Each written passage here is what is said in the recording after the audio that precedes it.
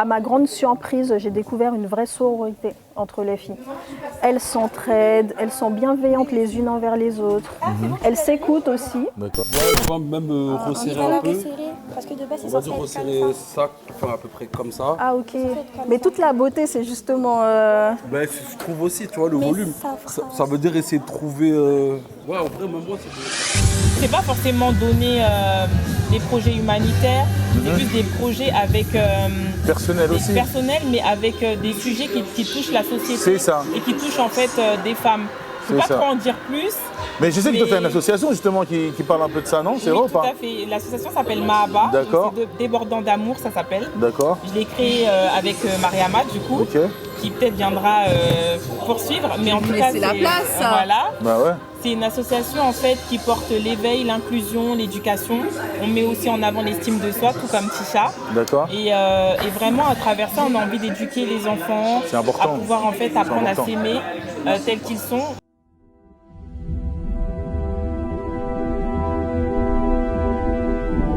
Alors nous sommes en direct pour un petit podcast de Queen Afro Nation. Bienvenue à vous, nous sommes dans les coulisses des répétitions. Là, bon, vous voyez les filles en train de s'échauffer, le DJ en train de programmer la musique et nos coachs qui sont là avec nous. Nous avons avec nous Bénédicte et nous avons aussi avec nous Tisha. Enchantée, donc bonjour, je m'appelle Bénédicte Guiambila, je suis maquilleuse et dermo-esthéticienne et je suis également Miss Congo France 2013. Tout ça pour toi? Pour moi-même. Ah, mais voilà. C'est bien, vraiment. Merci en tout cas. Merci à vous pour l'invitation. Du coup, je suis également coach de démarche avec ma binôme Mariama qui a été présente pour coacher les filles. Et c'est un honneur pour moi de faire partie de l'équipe Miss Queen Afro Nation aujourd'hui et de me présenter à vous. Merci.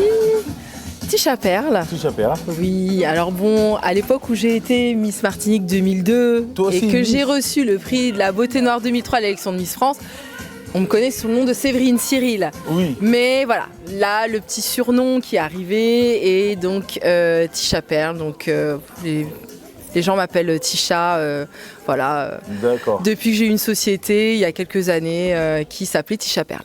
Ça marche très bien. Et donc, là, tu as rejoint l'aventure. J'ai rejoint l'aventure, superbe aventure avec des femmes formidables, extraordinaires.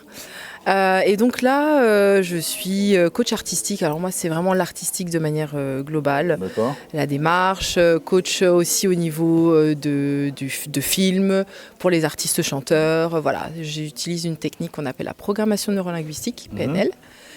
Donc voilà, je fais des exercices, je propose des exercices. C'est très bien ça. Voilà. Donc les filles ont eu le droit à un exercice, c'était la semaine dernière. Ok. Travailler la confiance en soi et l'estime de soi. Très bien ça. Voilà. Très, oui. C'est important la confiance en soi et l'estime de soi. Bah oui, c'est la base. Surtout dans ce milieu-là. C'est la base. Et nous, c'est pour ça que Queen Afro Nation, nous, les valeurs qu'on a voulu mettre en avant, c'est pas que la beauté en elle-même, pas le physique. Parce que souvent dans les concours, on voit vraiment que le physique. Et on se dit, voilà, une fille, elle doit être comme ça, il y a des critères. Et nous, ce qu'on a voulu vraiment montrer, c'est qu'en fait, non, on est comme on est. C'est pas notre faute si on est comme ci ou comme ça. Mais par contre, ce qu'on est à l'intérieur de nous, l'intellect, tout ça, c'est à nous justement de travailler pour et l'exposer et le montrer aux gens. D'une telle manière où on voit qu'on est des personnes confiantes, rassurantes, ou qu'on a aussi de l'assurance. Oui. Voilà, donc c'est important les concours comme ça de valoriser aussi ces femmes-là, qu'elles puissent se retrouver en fait, trouver leur place. Tout à fait. Parce que c'est vrai qu'au-delà de la démarche, ça c'est au niveau technique, mais il y a des choses aussi qui doivent se travailler en profondeur. Alors là, je l'ai travaillé de manière collective, mais ça peut aussi se travailler de manière individuelle. Des personnes me contactent pour travailler, apprendre à développer son potentiel en fait de manière individuelle à travers les exercices que je propose. C'est très bien. Voilà. Et est-ce qu'il y a un exercice que tu peux me montrer rapidement, quelqu'un qui n'est pas dans ce milieu? Là, il faut que tu me DM. D'accord. On va te DM. Donne-nous tes contacts, quels sont tes DM? Bah là, c'est Tisha Perle, c'est ma page Insta. Tisha Perle, c'est très très simple. Tisha Perle. Non, après, c'est des exercices, je peux pas les expliquer comme ça parce que c'est du. Tout à fait. Tout à fait, c'est personnalisé, ouais. Je mets le micro au milieu. Parce que ce qu'on voit souvent, moi je vois souvent dans les concours de Miss, on va dire, souvent c'est les hommes qui apprennent aux femmes de marcher. Et là, vous êtes des femmes qui apprennent, à des femmes. C'est vrai que mon comité, c'était des hommes, mais on a des chorégraphes femmes. Il y avait un peu des deux. Mais je pense que c'est peut-être parce qu'ils sont plus enclins à être plus fascinés par la femme, je sais pas. Peut-être qu'ils exagèrent plus dans le mouvement. Tu es un homme, tu es Oui, bien sûr. Non. Parce que je sais que fois on en discutait, je crois, avec toi. Oui. Il y a des coachs hommes pour les femmes. Oui, est-ce qu'il y a des coachs femmes pour les hommes pour être Miss ou Mister? Oui, c'est vrai que ça ne veut pas dire que l'apprentissage n'est pas bon, c'est pas dans ce sens. Mais c'est vrai qu'une femme, elle a le corps d'une femme. D'accord, oui, déjà. Donc au niveau de... Bah oui, elle sait. Voilà, ça veut dire qu'est-ce qu'eux, ils apportent, alors, les hommes qui font des catwalks aux femmes? Je pense que c'est un regard différent parce qu'ils ont une autre façon de voir les choses. Oui, ça peut être complémentaire en fait. Moi, je pense que ça peut être complémentaire. Parce que peut-être qu'eux, ils idéalisent la femme et du coup, ils ont créé une nouvelle femme. Tout à fait. C'est ça. En fait, ils exagèrent le trait féminin. Oui. Est-ce que c'est comme les cuisiniers? En fait, les meilleurs cuisiniers, ce sont les hommes. Ce ne sont pas les femmes. Donc, c'est-à-dire qu'en gros, partout, c'est les hommes. Finalement. Non, alors là, coupé. Je ne veux pas faire d'ennemis. Au contraire, je ne veux pas faire d'ennemis. Parce que tu dis, tu prends l'exemple des cuisiniers. Oui, mais on t'a donné un cas. Parce que si je prends cet exemple-là, un cas parce que là, on peut en prendre un deuxième cas. Je ne veux avoir personne contre moi. Est-ce qu'il existe un deuxième cas où on verra encore les hommes derrière, par exemple? En fait, je pense que tout le monde essaye de faire sa place. Malheureusement, les hommes aiment bien nous copier. D'accord. Oui, voilà, c'est ça. Oui, ils s'inspirent. d'exister. Et puis, je pense que la femme est fascinante. Donc, on a toujours envie de l'accompagner. Et je pense que l'homme est une aide semblable à la femme. D'accord. C'est écrit aussi dans la Bible. Je fais un peu ma chrétienne. Vas-y. Mais en vrai, je pense que c'est un métier qui est complémentaire. Chacun a D'accord. Mais c'est vrai mais en tout cas, voilà, moi, dans mon regard extérieur, qui est un homme, je me dis, si je dois marcher comme un homme, je demanderais à ce qu'on soit corrigé par un homme. Je pense aussi. Je pense. Mais c'est gracieux, ça dépend. Après, ils peuvent avoir aussi, je pense que c'est comme dans le lien de coaching. On peut aussi, quand on fait du sport, vouloir être coaché par un homme, vouloir être coaché par une femme. Exactement, d'accord. Je pense que dans ce milieu-là, c'est aussi un choix, là où on est plus à l'aise, etc. C'est pas une discrimination finalement, si on choisit tel ou tel ou tel. Non. C'est une certaine préférence. Et après, oui, il y a des personnes qui peuvent ne pas être à l'aise, mais comme on dit, c'est un échange de procédés. D'accord, d'accord. Et là où tu as rencontré le plus de difficultés auprès des queens, des candidates que tu es en train de coacher, c'est dans quoi exactement où tu trouves qu'il y a besoin vraiment d'améliorer certaines choses qui n'est pas naturel chez elles en tant que femme? Il y avait déjà un décalage entre ce qu'elles voulaient montrer et ce qu'elles faisaient. Ok. Elles peuvent vouloir montrer de l'assurance, mais ne pas ne pas dégager de l'assurance. Et c'est là, tout à fait. C'est là où en fait on est intervenu. Ouais, parce que c'est pas évident. Tout à l'heure, j'ai essayé de voir un peu comment elle marchait sur une chorégraphie qui était assez lente. Et j'ai vu que quand on marche sur un truc qui est assez lent, on est censé en train de réfléchir. C'est là qu'on voit les défauts. Parce qu'en fait, on arrive à se concentrer sur ce qui va ou ce qui ne va pas. Exactement. En termes de posture, en termes de démarche, est-ce qu'elle monte bien les épaules, elles sont assez éloignées, ou est-ce qu'elle a le corps trop rentré, ou est-ce qu'elle a le cou qui est dégagé. En fait, on regarde tout ça. Est-ce qu'elle sourit, est-ce qu'elle a un beau port de tête, est-ce qu'elle a un bon... en fait, il y a tout ça. Et en fait, il y en a, quand elles marchent en surjouant, ça leur va. Parce qu'elles ont un charisme qui s'accompagne avec cette démarche-là. Et t'en as d'autres, quand elles surjouent, ça casse leur démarche et c'est mensongère, on voit que c'est faux. Oui, alors que du coup, on est obligé de leur dire de marcher tranquillement ou de fluidifier en fait. Et il y en a, elles vont peut-être marcher de manière avec les jambes trop serrées, d'autres trop écartées, d'autres... C'est très compliqué, mais on est obligé de faire du cas par cas. Et dans le peu de temps qu'on avait, on a travaillé en équipe et chacune a apporté son expertise en fait pour pouvoir améliorer la démarche. On était assez d'accord, hein? Oui, parce qu'en réalité, quand on les voit marcher... Ancienne Miss, on a été... Tout à fait. Franchement, j'ai été entraînée pendant 9 mois. Parce que là, ce qu'on peut voir derrière nous, quand on marche normalement dans la rue, c'est pas cette marche-là qu'on fait. Personne marche comme ça. Personne marche comme ça. Alors après, c'est la base.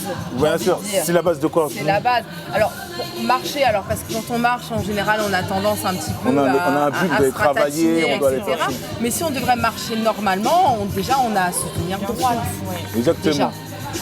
Et c'est vrai que ce qu'il y a eu aussi au niveau des difficultés, c'était vraiment le fait de gainer. D'accord. Voilà, au niveau de la posture, c'est vrai que là, je suis assise depuis tout à l'heure. Bon, ici, donc toujours gainer en fait. Au niveau du centre du corps, l'attitude. c'est relâché, mais c'est vrai qu'il suffit que, hop, je puisse gainer, je redresse. Et tu grandis. Voilà. En gros, c'est grandir. C'est se grandir. C'est se grandir. Alors, il y a se grandir, mais il faut faire attention parce qu'il y en a qui peuvent se grandir comme ça. Oui. Et ça fait trop. Et ça devient de l'arrogance. Tout à fait. Non. Ça dépend toujours de l'attitude. Ça dépend de l'attitude. Ça dépend. Parce qu'il faut. C'est naturel et ça leur va. Mais ça va pas à Bien tout le sûr, monde. c'est vrai que ça va à tout le monde. Parce que c'est vrai quand on dit l'arrogance qui est proche de l'assurance ou l'assurance qui est proche de l'arrogance, quand on est trop en confiance. Peut-être que là ils vont voir ça comme si c'était de l'arrogance. On est trop hautain, oui. C'est ça en fait. Mais l'assurance, c'est pas un défaut. Hein. Non, l'assurance non, mais l'arrogance peut-être que si. Oui, après c'est là nous aussi on peut intervenir, mais des fois ça fait partie de la personnalité de la personne. Alors là c'est gâté. Hein. Parce que je me dis quand on défile, il faut avoir aussi un ego. Peut-être pas démesuré comme les sportifs, mais aussi il faut avoir un peu un ego, se dire voilà je me sens belle, je me sens waouh, je veux qu'on me regarde, c'est moi qui est là, c'est moi qui est devant. Donc voilà, donc c'est important je pense aussi de se sentir comme ça. C'est vrai qu'une personne qui a plus confiance en elle, elle aura plus de choses à montrer et ça va être plus simple et plus facile pour pouvoir montrer ce qu'elle a. Mais des fois, celles qui sont réservées ont aussi des choses à donner et c'est nous les coachs qui vont aider à pouvoir déconstruire tout ça, à les remettre en confiance et il y en a beaucoup qui ont une belle évolution. Ouais, en fait, Franchement, on les c'est vit. une question de volonté, de motivation et de confiance. Et la confiance, ça s'apprend et ça s'acquiert au fil du temps. D'accord. Et ça je n'avais pas confiance en moi, j'étais très réservée. C'est vraiment les élections, le mannequinat, les shootings photos, le fait qu'on me coach aussi qui m'a permis d'arriver là où je suis. Donc je pense que c'est un travail. Après, on a eu beaucoup de mois de préparation. Là, on en a eu un peu moins. Shaggy, tu nous as donné du fil à retordre. Non, ça va. On va parler des vraies choses. On va essayer d'intensifier un peu vers la fin, de faire le week-end samedi dimanche. C'est vrai que c'était intense. Comment c'est-à-dire si on pouvait donner un intitulé, c'est comment travailler dans l'urgence. Oui. Voilà. À l'africaine. Hein. Voilà. Est-ce que c'est pas un moment où cadré, mais ça va. Est-ce que c'est pas là aussi où on donne le meilleur de soi-même dans l'urgence? Bon, on se challenge. C'est un challenge. Là, c'est sûr. On se challenge, c'est sûr. Ouais, moi, je dis toujours, de toute façon, tant qu'on n'est pas le 10, rien n'est impossible. Le concours, c'est le 9. Donc tout ce qu'on va donner, c'est en amont. Alors ensuite... j'ai une idée dans ces cas-là. D'accord, c'est laquelle? Je te suis d'avance. Allons. Non, c'était une plaisanterie. Oui. Parce que le 9 arrive très vite. Exactement, là c'est là. Et là, le 9 c'est là. Et là maintenant on n'aura plus le temps. Et puis et c'est ça qui va donner toute la différence, c'est le travail. Oui. C'est là on voit si elles ont travaillé même aussi à la maison. Parce que tout est question de travail. Le travail ça paye énormément en fait. C'est-à-dire que si tu n'es pas rigoureuse dans ton travail, si tu ne te mets pas des deadlines, tu n'y arriveras jamais. Ouais. Et c'est là où on va voir le résultat justement le 9. Tout le fruit du travail qui ont été faits en amont, tout ce que vous avez pu leur apporter pendant vos séances, vos coachings et tout. Et maintenant, ça va être aussi leur travail personnel. Tout à fait. C'est important. Donc je pense que, avant de nous surprendre, moi j'ai toujours surprenez-moi. Les concours, les élections, le jour J, c'est toujours quelque chose. Mais vraiment, oui, c'est toujours, on est toujours surpris. C'est-à-dire que tout ce qu'on voit, on peut être là, oh non, c'est lent, c'est pas.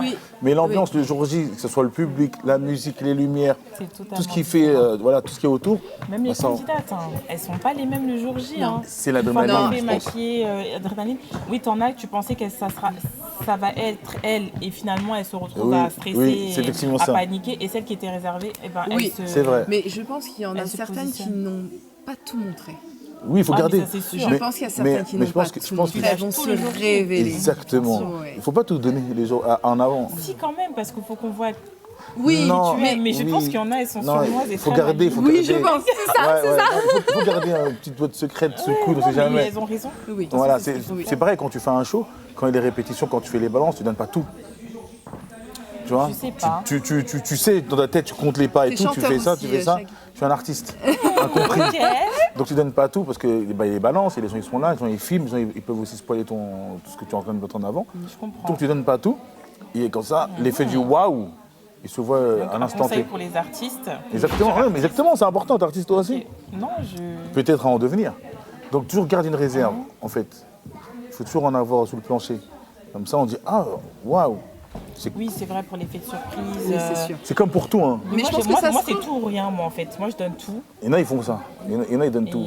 Mais après, c'est vrai que le jour J, tu peux quand même plus te révéler. Ça Je veut pense rien dire. qu'on le verra aussi beaucoup avec les discours. Oui. Il y a une certaine sensibilité, il y a une certaine... il y a des choses à dire. Et comme tu l'as dit, ce que j'aime bien dans ce concours, faut le dire, c'est que c'est pas forcément donner des projets humanitaires, c'est plus des projets avec... personnel aussi. Personnels, mais avec des sujets qui touchent la société. C'est ça. Et qui touchent en fait des femmes. Je ne peux pas trop en dire plus. Mais je sais que toi, tu as une association justement qui parle un peu de ça, non? C'est vrai ou pas? Tout à fait. L'association s'appelle Mahaba. D'accord. Débordant d'amour, ça s'appelle. D'accord. Je l'ai créée avec Mariama, du coup, qui peut-être viendra poursuivre. Mais en tout cas, c'est la place. Voilà. Bah ouais. C'est une association en fait qui porte l'éveil, l'inclusion, l'éducation. On met aussi en avant l'estime de soi, tout comme Tisha. D'accord. Et vraiment à travers ça, on a envie d'éduquer les enfants, à pouvoir en fait apprendre à s'aimer tels qu'ils sont. Moi, dans mon élection de Miss Congo, mon projet c'était la sensibilisation sur la dépigmentation de la peau. Ah, ça c'est un très gros problème. Aussi de ça. Tout ce qui est éclaircissement de la peau, accepter sa peau. Marama est plus sur l'estime des cheveux, qu'elle porte son afro naturel elle apprend aussi à sa fille, donc c'est des choses qui sont à mettre en avant. L'éveil des enfants, du coup, l'éducation, la valorisation des cultures, de la culture africaine. Et le but, c'est aussi le développement de l'Afrique, parce qu'on fait un pont entre la France et l'Afrique. Bien sûr, vraiment, c'est dans des activités, voilà, des choses à mettre en place ici comme en Afrique. Et vraiment aider à ce que les enfants puissent être dans de bonnes conditions. Tout comme créer des orphelinats, des écoles. Tout ça, c'est l'éducation en fait. Je suis d'accord avec toi parce qu'on ne peut pas dissocier l'Afrique à la France. On a nos racines africaines. On ne peut pas la dissocier, d'où le terme afrodescendant. C'est un mot moi qui ne me plaît pas trop, effectivement, parce que c'est un passé, on va dire, tragique. Quand on entend le mot afrodescendant, c'est-à-dire que tu étais dans une terre africaine et que tu as été, on va dire, dispatché un peu partout dans le monde.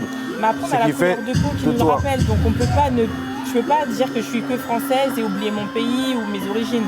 On pourrait dire qu'on est des descendants d'Afrique. Ouais, de mettre mes origines en moi, avant. c'est un sujet, là, on est en train de se s'égarer. Non, ok, non, mais non. Là, on est parce que toi-même, parce que c'est vrai que toi-même, en fait, c'est toi qui es une afrodescendante par rapport à moi, qui est africain, avec des origines, qui est français d'origine africaine, mais qui n'a pas été, on va dire, afrodescendant, c'est-à-dire que j'ai pas quitté ma terre pour être ici, en fait. aux Antilles. Ouais. Oui. C'est ça, ouais. C'est ça. Ok. C'est un sujet très très vaste. Ouais, c'est un sujet qui est très vaste. On est très amoureux de nos origines. Bah oui. On est très ancrés. Et tu disais l'éducation. Donc pour toi, l'éducation, c'est que envers les enfants. Non, en fait, le but c'est de passer par les enfants pour que les adultes puissent être aussi conscientisés. D'accord. C'est une continuité. C'est une continuité, bien sûr. Mais en fait, l'éducation, c'est les enfants la base. Exactement. Donc, si on n'éduque pas les enfants, ben, on va pas pouvoir. Les enfants, on va dire, c'est une page vierge qu'on réécrit. Tout à fait. C'est ça. Donc si on leur apprend vraiment des bonnes choses, des bonnes bases, l'enfant deviendra l'adulte de demain. Et du coup, il y aura des choses qu'on pourra voir qui a été vraiment différent de ce qu'on voit aujourd'hui. Hein. C'est quand on regarde vraiment on va dire les adultes, c'est pas eux qui font les meilleures choses. Bon, vous faites plus les modèles? On vous a viré? Merci en tout cas. Hein.